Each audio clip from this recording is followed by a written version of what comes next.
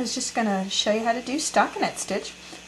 I've started a little bit here, so this is it. Stockinette stitch is where you knit one row and then you purl the next row. You can kind of see a little bit right here how it's starting to curl up. Stockinette stitch will always curl up like that unless you have some kind of border stitches around it. So say for instance if I didn't want this bottom edge right here to curl up, I might do the first 4 rows in garter stitch or seed stitch or something like that. And you can also do it on the sides. If you don't want the sides to curl, you could do the first 2 or 3 stitches on the side and the last 2 or 3 stitches on the row in garter stitch. That will keep it from curling on the sides as well.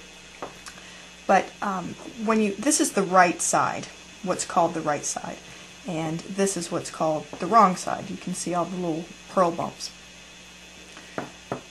When you're on the right side, you know that your next row is going to be a knit row. So you just knit all the stitches on this row, and I just did a really small little swatch so I could show you pretty quickly.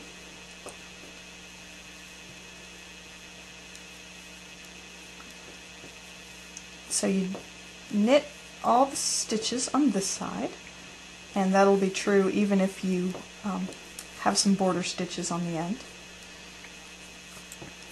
And then when you're done with that row, just turn your work around, and now you're looking at the purl side, or the wrong side of the work.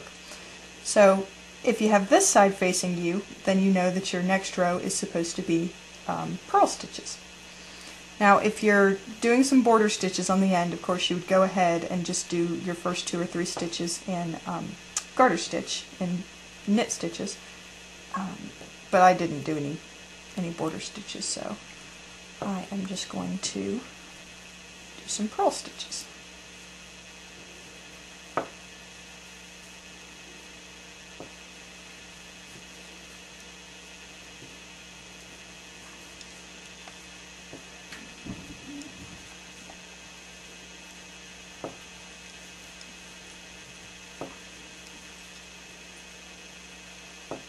And then when you get to the end of that row, turn your work around,